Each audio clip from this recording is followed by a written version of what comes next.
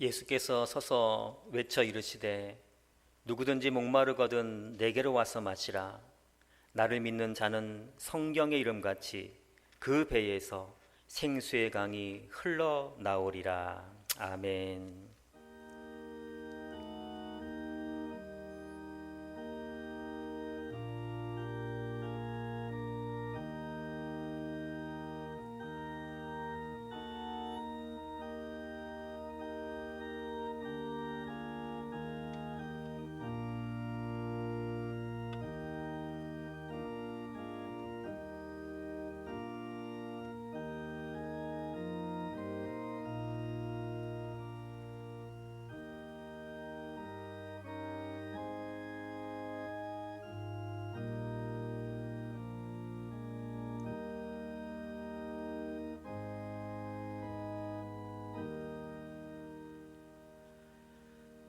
거룩하신 하나님, 5월의 눈부신 햇살 아래 함께 모여 예배를 드려야 하지만 오늘도 저희는 영상을 통해 주일 예배를 드리게 됩니다.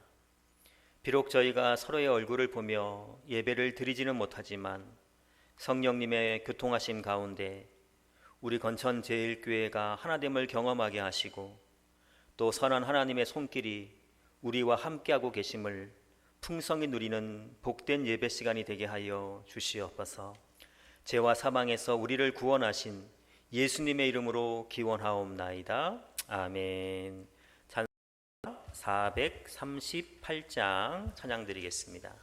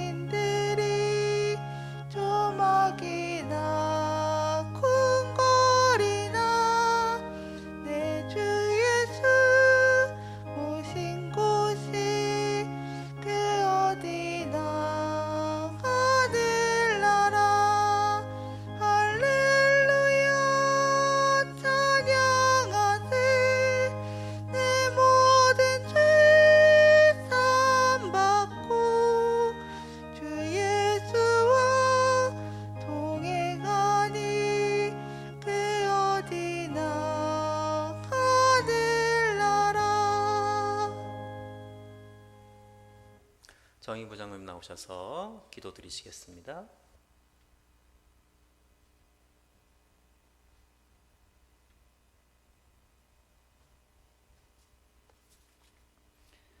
거룩하신 아버지 하나님, 저희들에게 베풀어 주신 그 크신 은혜와 사랑에 감사드리오며 찬송과 영광을 돌리옵나이다. 우리에게 예수 믿는 믿음을 선물로 주셔서 주 예수의 이름을 부름으로 이 어리석은 저희들이 하나님의 자녀들이 되게 해 주신 것 그저 감사할 따름입니다. 이 시간 성령께서 우리를 하나 되게 하셔서 온전히 하나님을 예배하게 하옵소서. 아버지의 정하신 뜻에 따라 이곳에 우리 교회를 이루셔서 살게 하시는 애 감사합니다. 비록 저희들의 입은 옷이 흠과 때로 얼룩져 있을지라도 저희 죄를 자백하오니 주님의 보혈로 깨끗하게 씻어주시고 아버지께서 주시는 은혜를 받게 하옵소서. 하나님 아버지, 마음이 정결한 자가 하나님을 볼 것이라 하셨습니다. 우리 마음속을 채우고 있던 모든 더러운 것들을 이 시간 다 드러내놓은 시간이 되기를 원합니다. 진정한 마음으로 우리가 지난 주간 살았던 모든 삶의 행적을 되돌아보고 잘못한 것들은 다 버리고 돌이켜 말씀으로 다시 우리의 마음을 새롭게 하여 주옵소서. 가정의 달을 맞아 말씀으로 자녀를 양육하고 부모를 잘 공경하며 사랑의 가정을 늘 다 되게 하여 주시옵소서. 하나님, 이 시간 우리가 하나 되어 우리 교회를 위하여 기도합니다. 주님의 뜻을 헤아려 하나님 기뻐하시는 교회로 주님 사명 감당할 수 있게 되기를 간절히 원합니다. 양적으로 질적으로 성장하게 해 주옵소서. 특별히 세워주신 목사님과 모든 기관들을 주님 장중에 꼭 잡아 주시옵소서. 특히 교회학교 교사들의 섬김을 주님 기억해 주시옵소서. 또한 사악해져가는 세상의 모든 영혼과 육신이 피로해진 사랑하는 아버지의 자녀들 하나하나 이름을 부르셔서 그들을 위로해 주시며 새 힘을 얻게 하옵소서.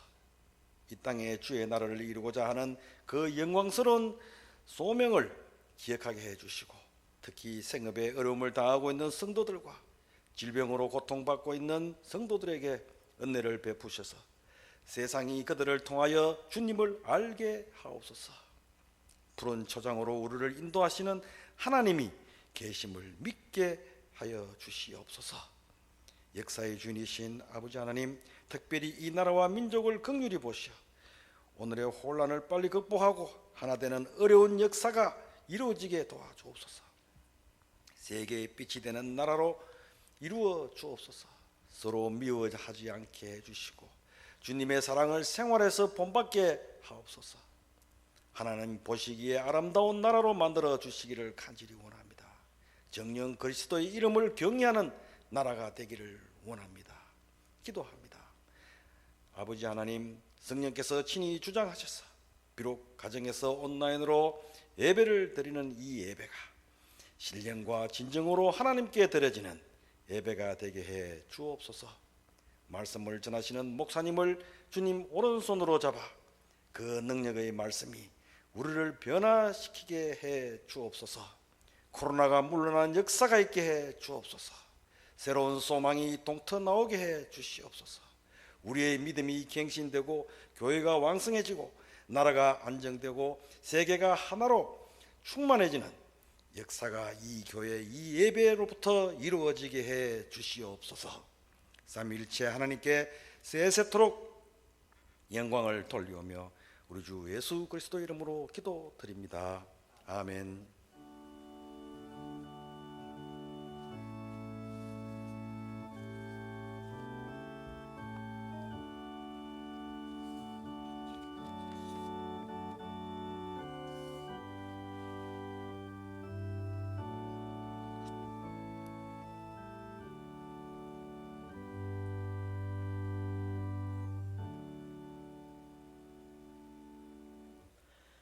이 시간 저에게 주시는 하나님 말씀은 구약 성경 출애굽기 3장 1절에서 5절까지 말씀입니다. 구약 성경 84쪽쯤에 있습니다. 출애굽기 3장 1절에서 5절까지 말씀을 제가 봉독하도록 하겠습니다. 모세가 그의 장인 미디안 제사장 이드로의 양떼를 치더니 그 떼를 광야 서쪽으로 인도하여 하나님의 산 호렙에 이르매 여호와의 사자가 떨기나무 가운데로부터 나오는 불꽃 안에서 그에게 나타나시니라. 그가 보니 떨기나무에 불이 붙었으나 그 떨기나무가 사라지지 아니하는지라. 이에 모세가 이르되 내가 돌이켜 가서 이 큰 광경을 보리라. 떨기나무가 어찌하여 타지 아니하는고 하니 그때에 여호와께서 그가 보려고 돌이켜 오는 것을 보신지라.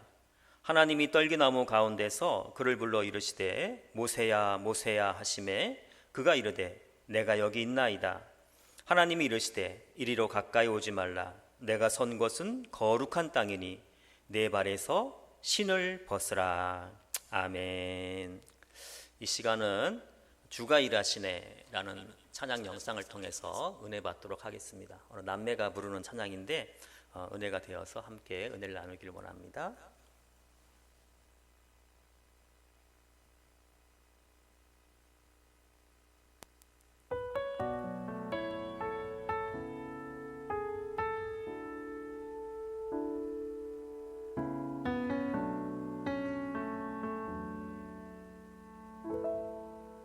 날이 저물어 갈 때 빈들에서 걸을 때 그때가 하나님의 때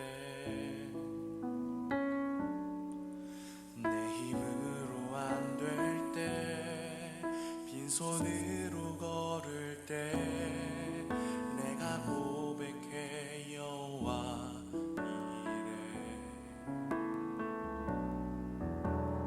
저물어 갈 때 빈들에서 걸을 때 그때가 하나님의 때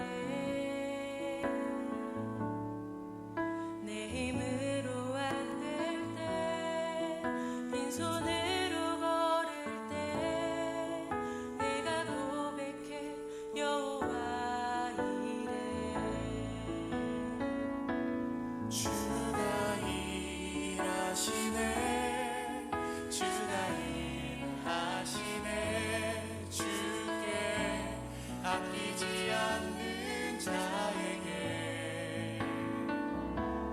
주가 일하시네 주가 일하시네 신뢰하며 걷는 자에게 우리 모인 이곳에 주님 함께 계시네 누리네 아버지를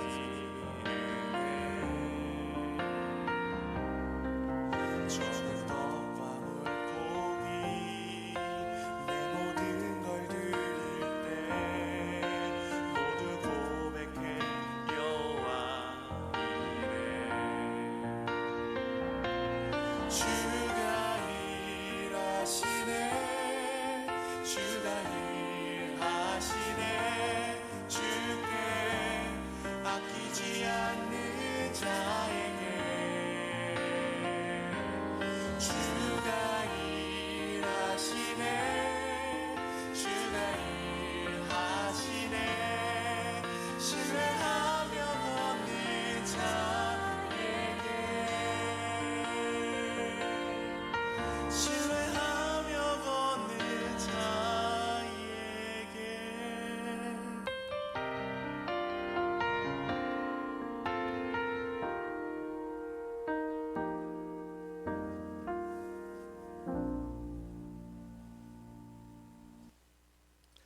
제가 오래전에 인도 영화죠. 천국의 아이들이라는 영화를 소개해 드린 적이 있습니다. 영화에서 보면 그 초등학교 알리라는 남자 아이가 나오는데 그 아이가 이제 실수로 동생 그 구두를 수선하러 갔다가 동생 이게 자흐라의 그 신발을 잊어버리게 돼요. 근데 너무 가난한 집안이어서 신발을 새로 살 수 없어서 오빠와 동생이 신발을 같이 이렇게 신는 장면이 나옵니다. 동생 자흐라가 오전 수업을 마치고 막 뛰어오면 기다렸다가 오빠 알리가 동생이 벗어놓은 신발을 신고 다시 학교로 막 달려가는 생활을 한동안 하게 되는데요.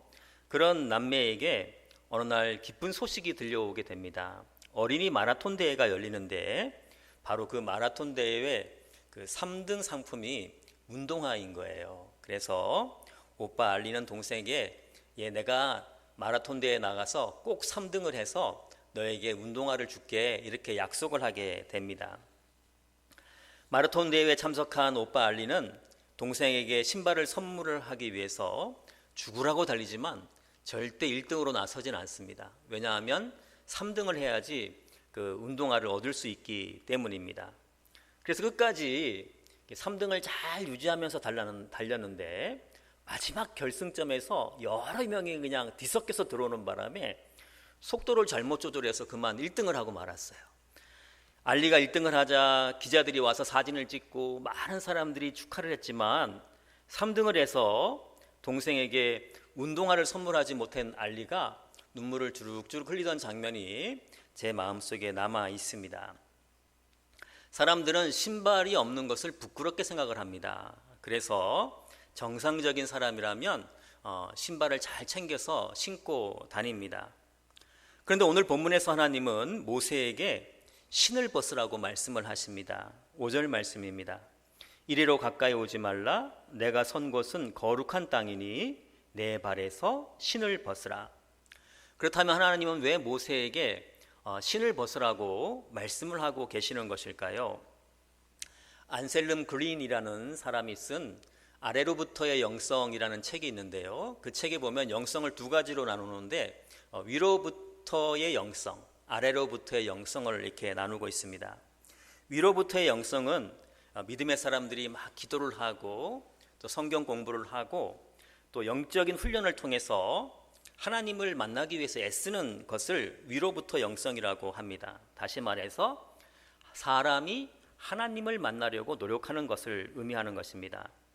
반대로 아래로부터의 영성은 우리의 평범한 일상생활 속에서 하나님을 만나는 것이죠. 쉽게 말하면 하나님이 우리에게 다가오는 것을 의미하는 것입니다. 예를 들어서 하나님은 우리의 생각을 통해서도 말씀하시고 때로는 우리의 질병을 통해서도 말씀하시고 나의 아픔과 실패와 무기력함을 통해서도 우리를 만나주시고 말씀을 하고 계신다는 것입니다.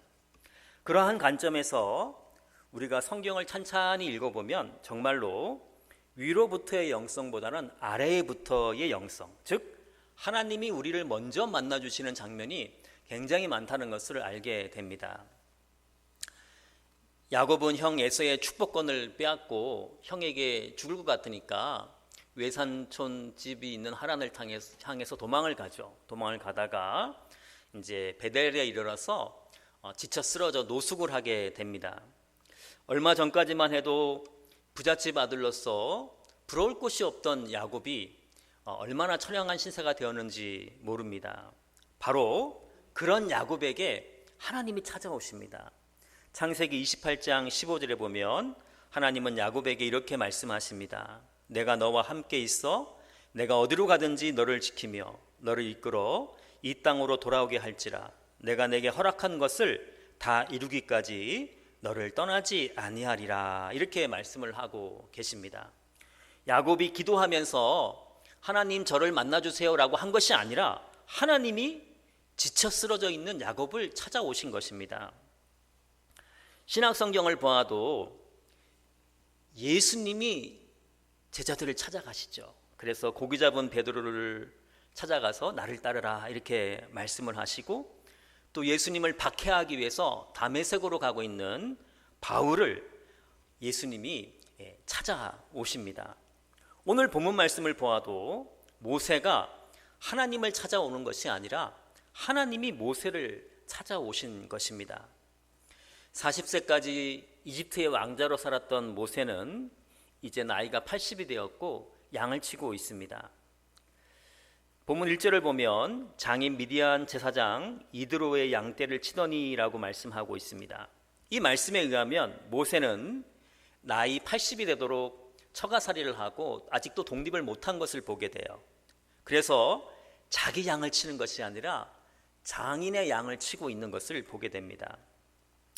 이제 모세는 그 옛날 가졌을 권력욕도 또 꿈도 또 이스라엘 민족이라는 정체성도 모두 사라져 버렸을 것입니다. 그렇게 자신의 힘으로는 무엇 하나 할 수 없는 무기력하게 된 모세에게 하나님이 찾아오신 것입니다. 그럼 하나님은 어떤 모습으로 모세를 찾아오셨을까요? 어느 날 모세는 장인의 양떼를 이끌고 풀을 찾아서 이동하고 있었습니다. 그때 저 멀리서 이 불이 붙은 떨기나무 하나를 보게 됩니다. 사진이 이제 뜰 텐데요. 이 떨기나무를 보면 알겠지만 이 떨기나무는 아카시아 종류의 키가 작은 가시덤불 같은 나무라고 합니다. 떨기나무는 예쁜 나무도 아니고 그저 그런 너무나 평범한 나무입니다. 지금도 이집트를 떠나서 이스라엘로 들어가는 광야에 보면 이 떨기나무를 종종 볼 수가 있다고 합니다. 바로 이 떨기나무에 불이 붙은 것이죠. 그런데 이 떨기나무는 이 광야가 뜨겁기 때문에 자연적으로 불이 붙는 경우가 종종 있다고 합니다. 아마 모세는 광야에서 40년간 생활하면서 이 떨기나무에 불이 붙는 장면을 여러 번 목격했을 것입니다. 그래서 오늘 본문에서도 모세는 대수롭지 않게 지나갈 수 있었지만 평소와 다른 모습이 있었어요. 분명히 떨기나무에 불이 붙어서 활활 타고 있는데 떨기나무는 아무렇게 상하지도 않고 그대로 있는 거예요. 그 장면이 너무 신기했던 모세는 떨기나무 가까이로 다가가게 됩니다. 그런데 놀랍게도 그 불길 가운데에서 모세야 모세야 하고 자기 자신도 잊어버렸을 자신의 이름이 그 불길 가운데에서 들려오는 거예요. 너무 놀란 모세는 내가 여기 있나이다 라고 대답을 합니다. 그때 하나님이 모세에게 이리로 가까이 오지 말라. 내가 선 것은 거룩한 땅이니 내 발에서 신을 벗으라 이렇게 말씀을 하고 계십니다. 평범한 양치기의 삶을 살고 있던 모세에게 하나님이 먼저 찾아오신 것입니다. 이렇게 하나님은 우리를 찾아오시는 하나님이십니다. 그것도 모세가 모세 일생에서 가장 힘들고 가장 초라한 그때 하나님이 모세를 찾아오셨습니다. 그리고 그렇게 찾아오신 하나님은 모세에게 내 발에서 신을 벗으라 이렇게 명령을 하고 계십니다. 그렇다면 하나님은 왜 모세에게 신을 벗으라고 하시는 것일까요? 먼저 본문 5절 말씀을 보면 이리로 가까이 오지 말라. 내가 선 곳은 거룩한 땅이니 라고 말씀하고 있습니다. 모세가 선 땅이 거룩한 땅이기 때문에 신을 벗으라고 하는 것입니다. 모세가 지금 신을 벗고 있는 이 땅은 모세가 평소에 많이 다니던 땅이었을 것입니다. 그렇게 흙먼지 날리는 광야가 어떻게 갑자기 거룩한 땅이 될 수 있는 것일까요? 그것은 하나님이 그곳에 임재하셨기 때문입니다. 이렇게 하나님이 임재하시면 그 어떤 땅이라도 거룩한 땅으로 바뀌게 되는 것입니다. 그래서 우리가 비록 광야의 삶을 살고 있다고 하더라도 하나님은 광야 같은 나의 삶에 찾아오셔서 내가 선 곳을 거룩한 것으로 바꾸시는 하나님이신 것입니다. 하나님은 모세에게만 신을 벗으라고 하지 않으셨습니다. 여호수아에게도 신을 벗으라고 말씀하셨습니다. 여호수아 5장 15절 말씀입니다. 여호와의 군대 장관이 여호수아에게 이르되 내 발에서 신을 벗으라. 내가 선 것은 거룩하니라 하니 여호수아가 그대로 행하니라.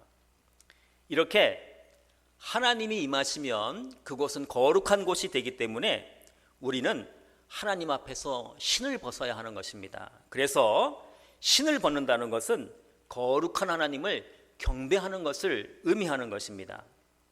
이렇게 하나님을 경배하기 위해서 신을 벗는다고 말씀을 드렸는데 이것을 역으로 표현하면 신을 벗는다는 것은 나는 하나님의 종입니다 라고 고백하는 것과 같은 것입니다. 조선시대 때는 신분을 이렇게 머리에 쓰는 갓으로 표현했다고 하죠. 양반들은 큰 갓을 쓰고 평민들은 페랭이나 조그만 거 쓰고 또 이렇게 아예 쓰지 못하고 그랬다는 이렇게 드라마 보면 나오지 않습니까? 또 옛날 국사 시간에 배우기를 우리가 경주에 살고 있지만 신라시대 때는 사람들이 입는 옷 색깔을 통해서 신분을 구별했다 하는 것을 배운 기억이 있습니다. 마찬가지로 모세 시대 때는 자유인과 종을 구별하는 그 기준이 있었는데 그 중에 하나가 바로 자유인은 신발을 신고 다녔지만 노예는 신발을 신지 못했다고 합니다. 그래서 하나님이 모세에게 신을 벗으라 라고 말씀하시는 것은 너는 이제 나의 종이 되어라 라는 뜻입니다. 너는 나의 말에 전적으로 순종하는 삶을 살아라 라는 말씀인 것입니다. 다시 말해서 나 중심의 삶에서 하나님 중심의 삶으로 전환하라고 하나님이 말씀을 하고 계시는 것입니다. 성경을 읽다 보면 믿음의 사람들이 하나님을 만나고 예수님을 만나면 나타나는 공통점이 있습니다. 그것은 자기를 부정하는 경험을 하게 됩니다. 삶의 전환이 일어나게 되는 것입니다. 선지자 이사야가 어느 날 성전에 들어갔다가 하나님의 영광을 보게 되죠. 하나님이 이사야를 찾아오신 것입니다. 이때 이사야는 죄인인 자신이 하나님을 보았기 때문에 죽을 줄 알고 두려워서 이렇게 떨고 있었습니다. 그렇게 떨고 있는 이사야에게 천사가 부젓가락으로 활활 타는 성전에 피우는 그 숯불을 딱 집어가지고 날라와서 에 갖다 대면서 내 악이 제하여졌고 내 죄가 사여졌느니라 이렇게 말씀합니다. 천사가 숯불로 이사야의 입을 지진 것은 모세에게 있어서는 신을 벗은 것과 같은 것입니다. 이 경험 후에 이사야는 자기를 부인하고 하나님의 말씀에 온전히 순종하는 삶을 살게 됩니다. 앞에서도 말씀드렸지만 사도 바울은 처음에 예수님을 핍박하고 예수 믿는 사람을 박해하는 사람이었습니다. 어느 날도 예수 믿는 사람을 잡으러 다메섹으로 가는 길이었는데 예수님이 바울을 찾아오셨죠. 사오라 사오라 이렇게 얘기를 하시죠. 다메섹으로 가는 길에 예수님의 음성을 들은 사울이었던 바울은 그 충격으로 눈이 멀게 됩니다. 그리고 이 과정을 통해서 바울은 예수님 앞에서 신을 벗게 되는 것입니다. 그날 이후로 바울은 예수님을 주인으로 삼고 예수님의 말씀에 순종하는 삶을 일평생 살게 됩니다. 이사야도 그렇고 바울도 그렇고 하나님 앞에서 신을 벗는 삶의 전환을 통해서 하나님의 종으로 살게 된 것입니다. 저는 그 신발하니까 오래전에 그 필리핀 대통령 영부인이었던 이멜다가 생각이 났어요. 나이가 드신 분들은 이제 다 생각이 나시겠지만 독재자 마르코스 정권이 무너지자 1986년도에 그 대통령 그 부부는 헬기를 타고 탈출을 해서 망명을 하게 되고 성남 군중이 이제 대통령궁에 막 몰려 들어가서 그 대통령궁 안이 이렇게 TV에 여러 번 이렇게 나왔는데요. 그 중에 가장 세계의 전파를 많이 탔던 것이 그 영분이었던 이말다의 구두였어요. 구두가 무려 2,000켤레가 넘었다고 나오는데 그 2,000켤레의 또 절반 이상이 당시 가격으로 그 100만 원 이상의 이렇게 신발이었대요. 유선영 목사님 구두 몇 켤레 있으세요? 대부분 싼 거죠. 근데 이말다는 2,000켤레가 넘은 신발이었고 그 86년도 기준으로 100만 원이 넘는 신발이 거의 절반 이상이었다고 합니다. 뭐 제 생각이지만 그 영분이었던 이멜다가 그 신발을 미리 벗었다면 대통령궁에서 쫓겨나지 않을 수 있지 않았을까 하는 생각이 들었습니다. 그런데 이멜다는 계속 신을 신다가 결국은 쫓겨나게 된 것입니다. 어떤 취객이 택시를 탔는데 가다가 보니까 이 손님이 계속 옷을 벗는 거예요. 그래서 그 기사가 아저씨 왜 이렇게 옷을 벗으세요? 입고 있으세요? 이렇게 얘기하니까 취객이 하는 말이 여기 우리 집 아니에요? 그러니까 당연히 아니죠. 여기 택시 아닙니다. 이렇게 얘기하니까 그 사람이 짜증을 내면서 진작 말씀해 주셔야지. 난 여기가 우리 방인 줄 알고 아까 택시 탈 때 신발을 벗고 탔습니다. 이렇게 그랬다는 우스갯소리가 있습니다. 물론 술에 취해서 아무 데서나 신발을 벗어서는 안 되겠지만 우리는 하나님 앞에서 신을 벗어야 합니다. 그렇다면 지금 우리는 하나님 앞에서 신을 벗고 있습니까? 아니면 신고 있습니까? 사람에게는 신발이 다 필요합니다. 신발은 발을 보호해주는 수단이기 때문에 그렇습니다. 신을 신어야지 자갈밭도 갈 수 있고 가시밭도 갈 수가 있습니다. 그런데 하나님은 우리에게 신을 벗으라고 말씀을 하십니다. 그렇다면 하나님은 왜 우리에게 신을 벗으라고 말씀을 하시는 걸까요? 그 말씀은 우리가 지금까지 믿고 신뢰하고 있는 모든 수단과 방법을 다 벗어 던지라는 것입니다. 오직 하나님만 바라보고 하나님만 의지하라는 말씀인 것입니다. 지금 이 순간 하나님은 떨기나무와 같은 우리에게 불을 붙이면서 우리의 이름을 부르고 계십니다. 그리고 하나님은 우리에게도 신을 벗으라고 말씀을 하고 계십니다. 지금 이 순간 나의 신을 벗고 하나님 앞에 섬을 통해서 하나님의 자녀로서, 하나님의 종으로서 하나님과 평생 동행하는 그런 멋진 인생이 되시기를 예수님의 이름으로 기도드립니다. 기도하겠습니다. 우리에게 신을 벗으라고 말씀하시는 하나님, 그동안 우리는 별것도 아닌 신발 한 켤레를 붙잡고 또 그 신발을 의지하며 살았습니다. 이제 모세와 같이 신고 있는 신발을 벗고 오직 하나님을 바라봅니다. 하나님은 우리의 주인이 되어주시고 우리를 복된 길로 인도하여 주시옵소서. 신을 벗는 자들에게 생명의 인도자가 되어주시는 예수님의 이름으로 기도하옵나이다. 아멘. 교회 소식 먼저 알려드리겠습니다. 어떻게 한 주간 평안하셨는지 모르겠습니다. 늘 건강 잘 챙기시고 다음 주일까지는 우리가 영상으로 예배드릴 드리고요. 특별한 일이 없으면 다음 주 지나서 우리 장로님들과 의논해서 주일 예배부터 먼저 다시 시작할 수 있도록 하겠습니다. 한 주간도 건강하시고 하나님 은혜 가운데 기쁜 한 주간 되시기를 기도드립니다. 찬송가 425장 찬양 드리겠습니다.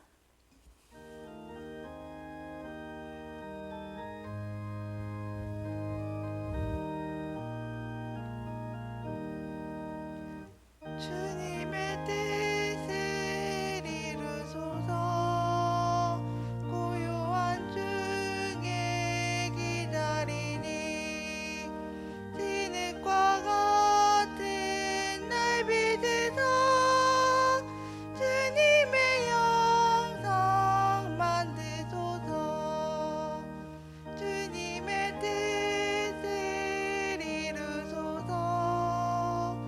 주님 발 앞에 엎드리니 나의 맘속을 살피시사 눈보다 이게 하옵소서. 주님의 뜻을 이루소서. 병들어 몸이 피곤할 때 권능의 손을 내게 펴서 건강케 하여 주옵소서. 주님의 뜻을 이루소서. 온전히 나를 주장하사 주님과 함께 동행함을 만민이 알게 하옵소서.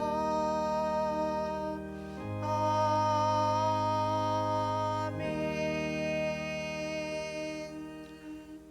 기도하겠습니다. 지금은 우리의 인도자가 되어주시고 우리를 복된 가나안 땅으로 인도하여 주시는 예수님의 은혜와 하나님의 사랑하심과 성령님의 교통하심이 신을 벗고 하나님을 주인으로 고백하는 건천제일교회 하나님의 모든 백성들 위해 이제와 영원토록 함께 하시길 간절히 축원하옵나이다. 아멘.